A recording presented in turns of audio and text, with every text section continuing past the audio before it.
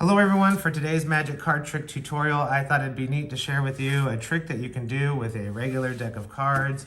That's very easy to do. There's no sleight of hand required in it at all whatsoever. And the best part about it is that you really have the spectator do most of the work, if not all of it actually. So you have your deck of cards and you give it to a spectator and you say, I want you to divide the deck into two halves. So you have 26 cards in one pile and 26 cards in the other pile. You get 26 because 52 cards divided by 2 is 26.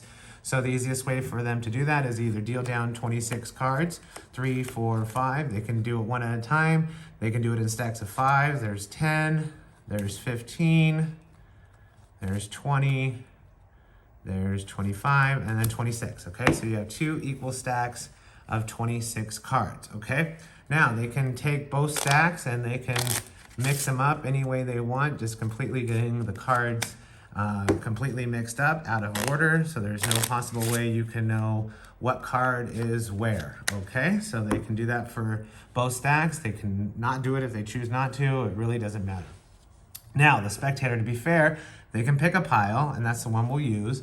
And what you're gonna have them do is you're gonna have the spectator just go down, deal down as many cards as they want. And when they feel like it, they just stop. And once they stop at a card, they look at it, they'll remember it, they'll put it back and put the rest of the cards back on top of it, okay? But the key is for them to remember the card that they stop at. Now they're stopping at any card that they like, and I'll just shuffle these up just to show you that they are completely well mixed, and the spectator can pick any pile they want as long as they feel comfortable picking that pile, okay? So let's say they pick this pile here.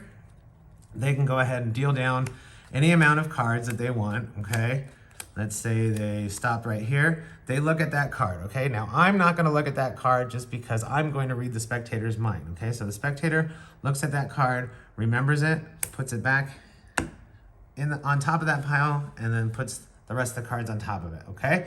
Now, have the spectator shuffle both of these piles together, okay? So their card, they stopped at, they looked at it, they shuffled this pile together, making it one complete deck, so there's completely no way of you knowing what card they picked at all, or even where the card is that they picked whatsoever, okay? Because the spectator did all the work.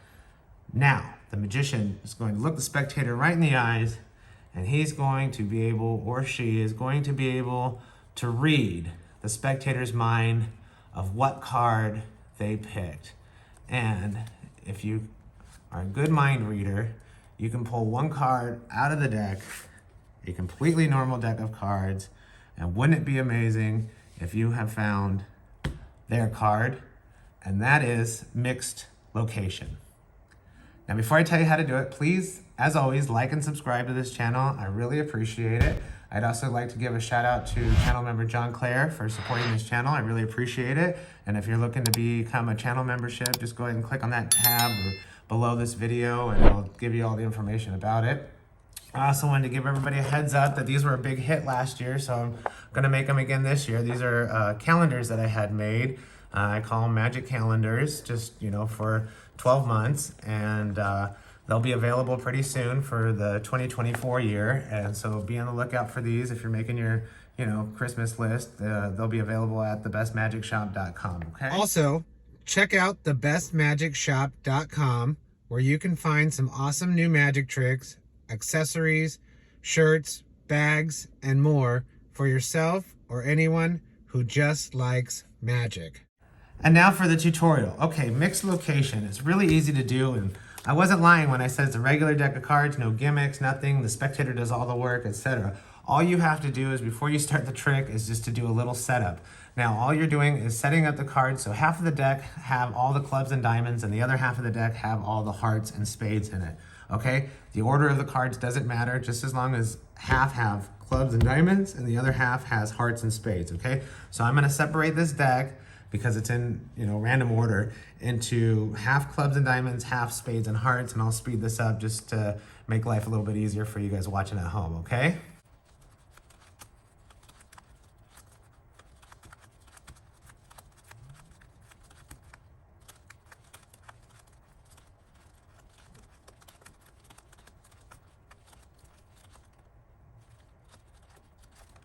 Okay, so Half the deck is clubs and diamonds, and to check that, make sure that you've gotten all of the hearts and clubs and diamonds and spades, or hearts and spades and clubs and diamonds.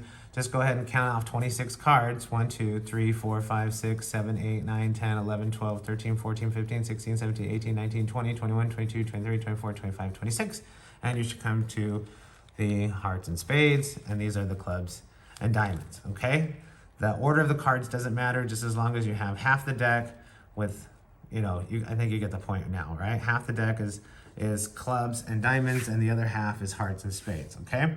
By having them in this order, you can, briefly show, spread out all the cards, showing them face up, and at first glance, no one's really gonna know that all the hearts and spades are on the top and all the clubs and diamonds are on the bottom, okay? Unless they're kind of trained magician or, a trained cheat to look for that kind of stuff, no one's really gonna know, okay? So you start off with the deck in this order. And now what I did, I kind of gave like a mini Hindu shuffle, which is just grabbing some cards from the top half and there's just kind of doing the Hindu shuffle move and just look like I'm mixing up the deck, but in reality, I'm just mixing up the cards in the top half of the deck. I'm not disturbing any in the bottom half, which just leaves the deck in the order that you want it: clubs, diamonds, hearts, spades, okay?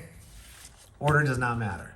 So you give the deck to the spectator, have them divide the deck into two halves, 26 cards in each half, which is all they're doing is they're counting down 26 cards, okay? Any way they want, it doesn't matter. 6, 7, 8, 9, 10, 11, 12, 13, 14, 15, 16, 17, 18, 19, 20, 21, 22, 23, 24, 25, 26, okay? So that leaves you with one stack of cards, all diamonds and clubs, and then one stack with all hearts and spades, okay? And they can shuffle these, it doesn't matter, okay? They're doing all this work. You only have to remember pretty much two things, okay?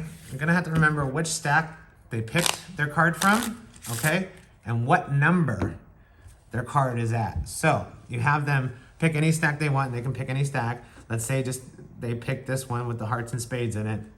You say just deal down, a number of cards, look at it, and then, remember it, and then place the rest of the cards back on top of it, okay? So let's say they deal down, have them, deal kind of slowly, just so you can keep track of how many cards they've dealt down. So then 1, 2, 3, 4, 5, 6, let's say they stopped at the 7th card.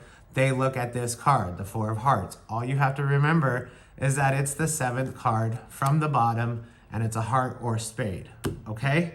Have them put their card back on top of here, the rest of the cards on top, okay? So now their card is 7th from the bottom. If they deal like 20 cards down, looked at the 20th card, then you know that their card is 7th from the top, right? Because you have 26, right? 21, 22, 23, 24, 25, 26, and there's a 20th, so that's the 7th card from the top, okay? But if they stopped at a low number, you know it's from the bottom, okay? So just remember that. 7, right? They stopped at the 7th card. You have them shuffle these two decks together. So they are completely mixed up. You have no idea what card they picked at all. You have no idea what card it is until you look at the face of the cards. Now you can spread the cards out, and look and try and find their card this way, or you can, fan the cards out towards you and find the card this way. But what you're looking for is that they picked from the heart and spade deck and they picked the 7th card. So you're gonna count down to the 7th heart or spade card, okay?